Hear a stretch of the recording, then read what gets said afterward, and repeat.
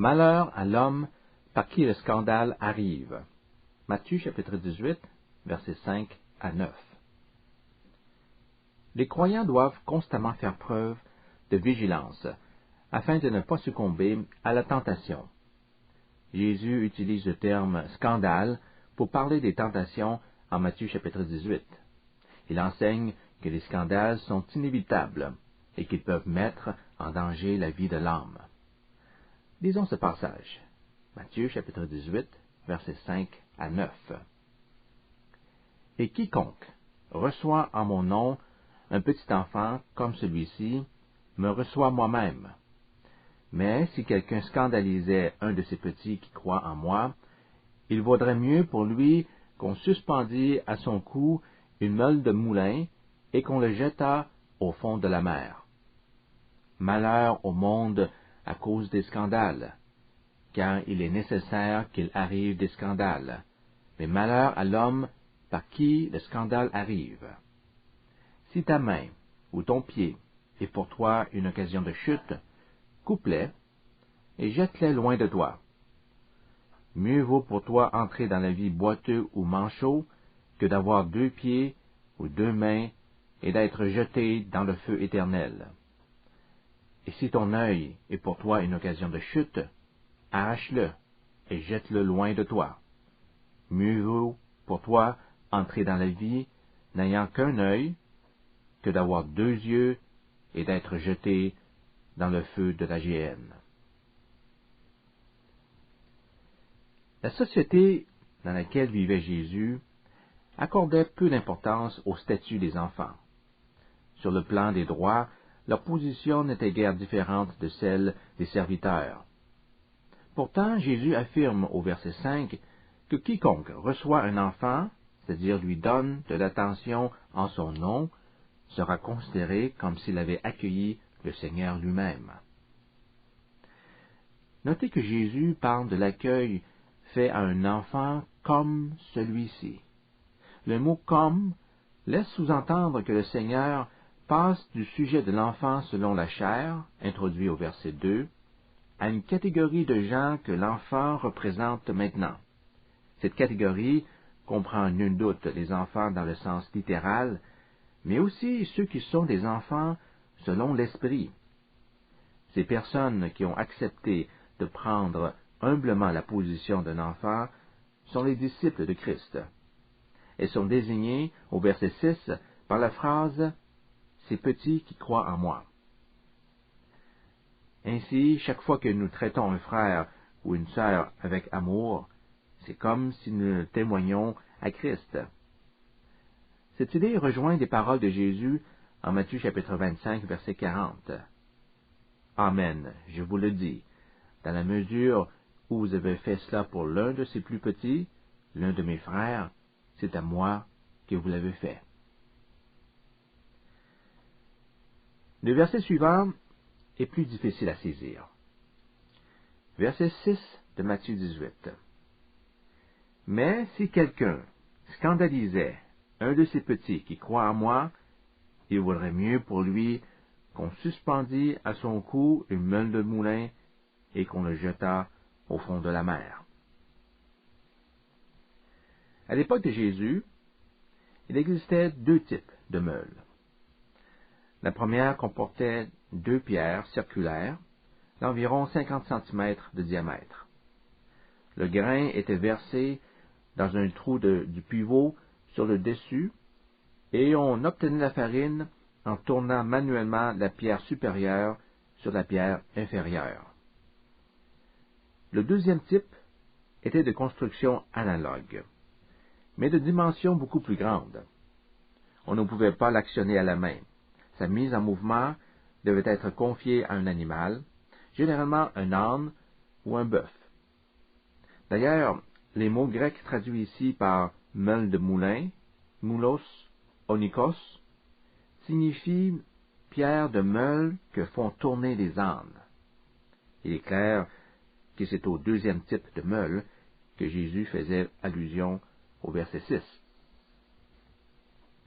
Nous avons donc cette mise en garde. Si vous entraînez la chute d'un de ces petits qui croient en moi, il serait préférable pour vous d'attacher à votre cou une de ces grosses pierres meulières, c'est-à-dire vous faites passer un câble par le trou central de la pierre et vous la pendez autour de votre cou, puis plongez dans la mer avec cette pierre. Vous comprenez qu'un objet aussi pesant assurait la destruction du malheureux par noyade et empêchait son corps de revenir flotter à la surface. Cela signifie qu'il n'aura même pas droit à un enterrement. Voilà des paroles sévères, très sévères. Qu'est-ce que cela veut dire? Jésus est-il en train d'enseigner qu'il vaut mieux mourir, même de façon cruelle, plutôt que de faire face à la responsabilité d'avoir entraîné un disciple à pécher, quel que soit le péché? Pour bien comprendre cet avertissement, il est nécessaire pour nous de nous pencher sur le terme scandaliser. Scandaliser un de ces petits. Vous avez sans doute remarqué la constante répétition de la notion de scandale dans ce passage. Le verbe scandaliser, scandalizo, apparaît 3 fois, au verset 6, verset 8 et verset 9. Dans le cas du nom scandale, scandalon, il est utilisé 3 fois dans le même verset, le verset 7. Cela fait donc un total de 6 fois à l'intérieur de seulement 4 versets. Dans le Nouveau Testament, le mot scandaliser exprime l'idée d'une chute causée par une pierre ou tout autre obstacle sur lequel un individu trébuche. Pensez à une pierre émergeant d'un chemin et profondément enfouie dans le sol. Au lieu de céder devant le pied qui la heurte, elle fait tomber le piéton qui pensait que c'était un caillou. Il est important de préciser qu'on ne parle pas d'une chute banale. L'obstacle en question occasionne une blessure beaucoup plus importante que le sentiment d'être offensé. Il s'agit d'une chute qui cause une fracture fatale dans la relation du disciple avec Dieu. Scandaliser quelqu'un, c'est détourner de sa foi un chrétien et occasionner la ruine de son âme. Vous voyez que Jésus exprime ici sa pensée sur une situation extrêmement sérieuse. En d'autres endroits, le mot grec scandalizo, scandaliser, est traduit par le mot succomber. Une personne est scandalisée quand sa foi succombe, quand elle renonce à la foi. C'est ce qui arrive à l'homme dont le cœur est représenté par le terrain pierreux dans la parabole du semeur en Matthieu chapitre 13, verset 21. L'Évangile ne produit sur lui qu'une impression éphémère. Dès qu'il est soumis à l'épreuve de la persécution, il succombe. Il est scandalisé. Matthieu chapitre 13, verset 21. Mais il n'a pas de racine en lui-même. Il est l'homme d'un moment. Survienne une tribulation ou une persécution à cause de la parole, aussitôt il succombe. Scandalizo. Il est aussi utilisé de cette façon dans le discours de Jésus sur la fin des temps, en Matthieu chapitre 24, verset 10. Alors aussi, plusieurs succomberont, scandalizo, et ils se trahiront, se haïront les uns les autres. La persécution produira des ravages dans l'Église à la période finale de l'histoire du monde. Beaucoup de chrétiens succomberont, c'est-à-dire retomberont dans l'incrédulité.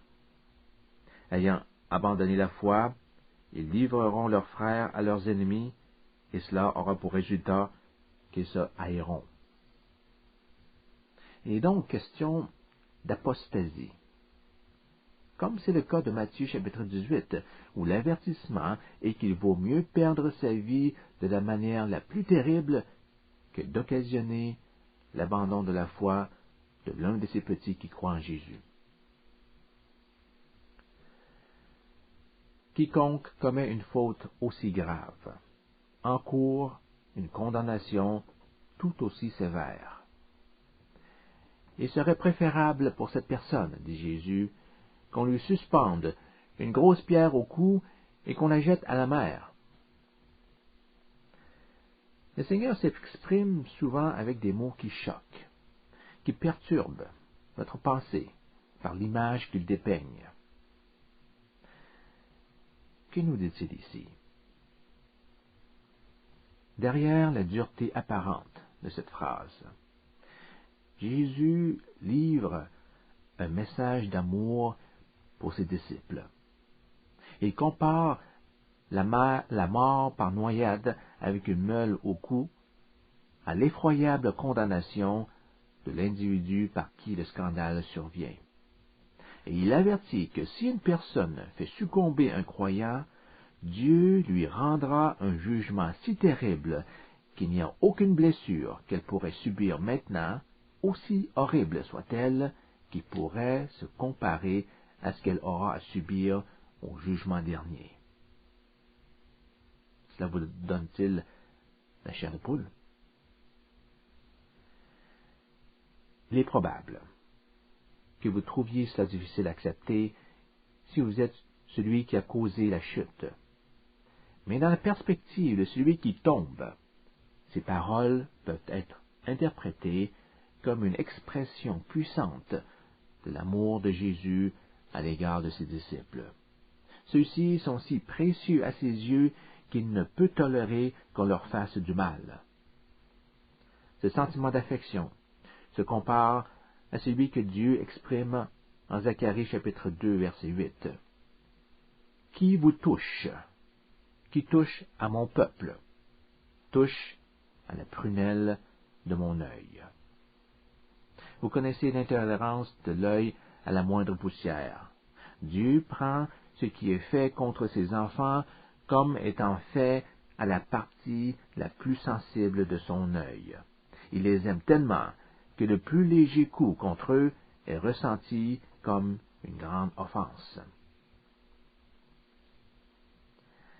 Mais qu'est-ce qui peut causer la chute d'un croyant? Qu'est-ce qui peut occasionner l'égarement de la foi du disciple? On n'a qu'à lire l'histoire de la chute en Genèse chapitre 3 pour voir comment deux êtres humains succombèrent à la tentation. Satan tenta Adam et Ève par ce mensonge. Si vous mangez du fruit de l'arbre qui est au milieu du jardin, vous serez comme Dieu. Vous posséderez la connaissance de ce qui est bon ou mauvais. Adam et Ève avaient-ils la permission de toucher au fruit de cet arbre? Non. Le savaient-ils? Absolument. Malgré tout, ils en mangèrent, parce qu'ils ont ouvert leur cœur à la convoitise. Telle fut la première chute de deux âmes. Quand un chrétien tombe dans le péché, c'est souvent en cédant à des tentations semblables à celles qui firent succomber Adam et Ève. Il donne son assentiment à faire quelque chose qu'il sait être en violation aux stipulations de la loi divine. Pour certains, la transgression peut se produire dans le domaine sexuel. Notez que la structure de la pensée au verset 8 et 9 est similaire à celle de Matthieu chapitre 5 versets 29 et 30, où il est question de convoitise sexuelle. Observez la ressemblance. Si ton œil droit est pour toi une occasion de chute, arrache-le et jette-le loin de toi, car il est avantageux pour toi qu'un seul de tes membres périsse, que ton corps entier ne soit pas jeté dans la géhenne. Et si ta main droite est pour toi une occasion de chute, coupe-la et jette-la loin de toi, car il est avantageux pour toi qu'un seul de tes membres périsse et que ton corps entier n'aille pas dans la géhenne. Écoutez maintenant le verset qui précède ce passage, verset 28. Mais moi je vous dis que quiconque regarde une femme pour la convoiter a déjà commis un adultère avec elle dans son cœur. L'instruction d'arracher un œil et de couper la main sert d'illustration pour signaler l'importance de nous tenir à l'écart de tout ce qui pourrait nous induire en tentation. Ici, le désir sexuel est montré spécifiquement en exemple et constitue à cet égard une pierre d'achoppement pour certaines personnes. En hébreu, l'idée de scandale est exprimée par les termes kachal, trébucher, et ses dérivés, mikol et maklela, pour obstacle. On la retrouve surtout dans le livre du prophète Ézéchiel. Par exemple, il est écrit en Ézéchiel chapitre 7, verset 19, que la cupidité est ce qui a fait tomber Israël et causé sa ruine. Ézéchiel chapitre 7, verset 19. Ils jetteront leur argent dans les rues, et leur or sera rejeté comme une impureté. Leur argent, ni leur or, ne pourra le délivrer au jour de la fureur de l'Éternel. Ils ne rassasieront pas leurs âmes, et ne rempliront pas leurs entrailles, car c'est ce qui a été la pierre d'achoppement de leur iniquité. La richesse peut devenir un scandale pour quelques-uns. Pour d'autres, ce sera le sexe. En fait, personne ne peut prétendre être complètement à l'abri de la tentation. Il y aura toujours quelque chose susceptible d'attiser dans le cœur d'un homme des envies répréhensibles. S'il se laisse séduire, tôt ou tard, son imprudence l'entraînera dans une chute dont il ne se révélera peut-être jamais. Le deuxième type de scandale ne concerne pas directement un acte condamnable. L'action, ou l'obstacle plutôt, se situe au niveau de la conscience d'une personne. Celle-ci est scandalisée, elle trébuche lorsqu'elle agit contre sa conscience.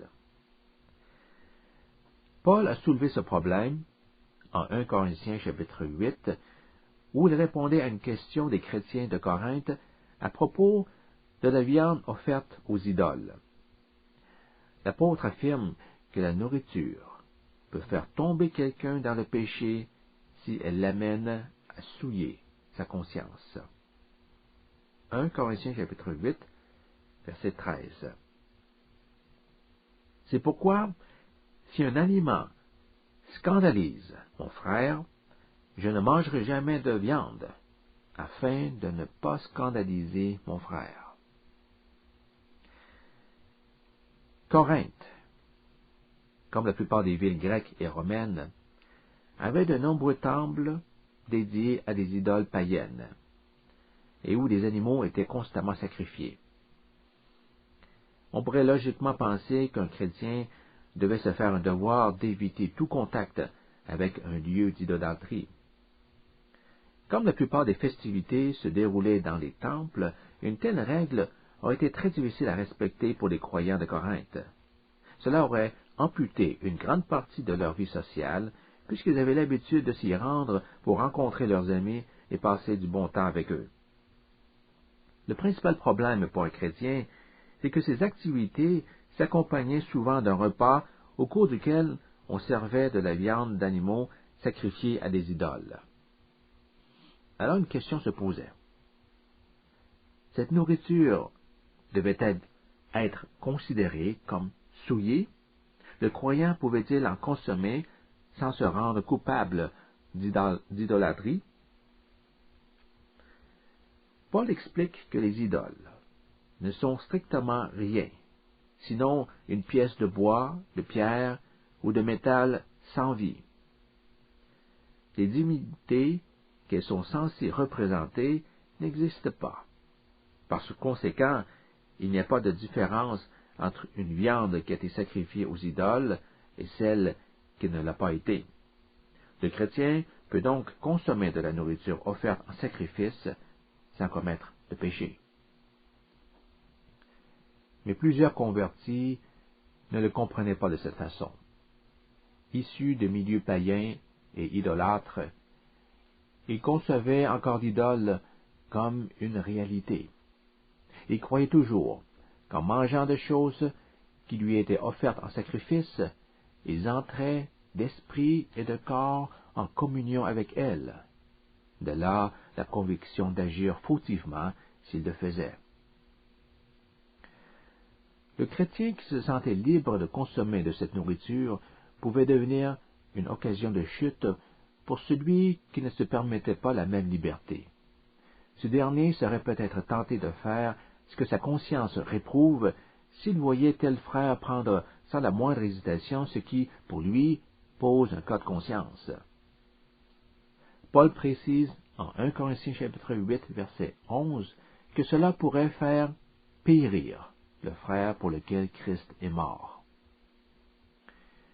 Nous pouvons ici mettre en danger les âmes des autres hommes par des choses qui, bien qu'innocentes en elles-mêmes, les amènent à violer leur conscience. L'apôtre Paul termine ses explications en donnant son point de vue personnel. « Je ne mangerai d'aucune viande si cela se révèle être une occasion de chute pour mon frère. C'est pourquoi, si un aliment scandalise mon frère, je ne mangerai jamais de viande afin de ne pas scandaliser mon frère. » Verset 13. Observez bien chaque mot. Il ne renonce pas seulement à manger de la viande offerte en sacrifice aux idoles, il renonce à manger de toute viande. Et son abstinence n'est pas de quelques jours, quelques mois, ni même de quelques années. Il s'en abstiendrait pour toujours. Je ne mangerai jamais de viande. Cette phrase reflète le sens des propos de Jésus en Matthieu chapitre 18 sur l'idée de couper la main et d'arracher un œil. Que ce soit pour se préserver soi-même du mal ou pour ne pas induire au mal un frère par une action qui brimerait sa conscience, nous devons accepter de payer le prix des plus douloureux sacrifices. Mais ce n'est pas tout. Il y a une troisième façon d'être une occasion de chute pour autrui. Elle est mentionnée en Matthieu chapitre 16, verset 23. Écoutez la réprimande de Jésus à l'égard de Pierre. Mais Jésus, se retournant, et dit à Pierre, « Arrière de moi, Satan. Tu es pour moi un scandale, car tes pensées ne sont pas celles de l'homme, de Dieu, mais celles des hommes. » De quelle manière Pierre était-il en scandale à Jésus? Le Seigneur Jésus était venu dans le monde afin de mourir pour les pécheurs. Il se dirigeait maintenant vers Jérusalem pour y être crucifié.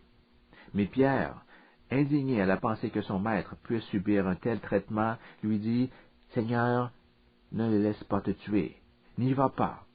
Je t'aime trop pour te permettre d'aller à Jérusalem. Je t'en prie, reste ici. » Jésus repoussa les paroles de son disciple. « Ôte-toi de mon chemin, Pierre. Tu es un obstacle à l'œuvre pour laquelle je suis venu. Tu es pour moi une occasion de chute, car tu es en train de me détourner de la voie que mon Père a tracée pour le salut du monde. » Vous voyez comment il est possible d'entraîner un autre dans une situation potentiellement catastrophique avec de bonnes intentions. Pierre parlait par souci pour Jésus, mais il ne se rendait pas compte qu'il l'incitait à tomber dans le péché. Le péché pour Jésus aurait été de prendre le chemin qui évite la souffrance et la mort plutôt que celui que le Père avait fixé pour lui. Le Seigneur Jésus aime ses disciples au point de s'identifier avec eux.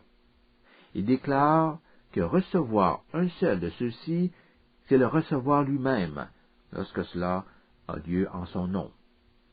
En fait, il éprouve pour eux un tel amour que tout individu ayant conduit un enfant de Dieu à s'égarer spirituellement portera une grande responsabilité et une grande culpabilité. Au jour du jugement, Dieu agira très sévèrement envers lui, si sévèrement que le plus terrible châtiment physique sur terre n'est rien comparé à la condamnation qui l'attend. Notez que l'avertissement concerne l'action de mettre une pierre d'achoppement non seulement sur le chemin d'un autre, mais aussi sur son propre chemin. L'usage répété de termes indiquant la deuxième personne, comme ta, ton, toi, de toi, le montre bien. Ta main, ton œil, ton pied, coupe-le, arrache-le. Les conséquences pour celui qui s'empêtre lui-même dans le péché ne sera rien de moins que ce qui est écrit au verset 8. Être jeté dans le feu de la géhenne, lieu de la perdition finale. Il est permis de penser que ceux qui amènent les autres dans la tentation à pécher, que ce soit par leur tenue ou en les exposant à ce péché, subiront une punition tout aussi sévère.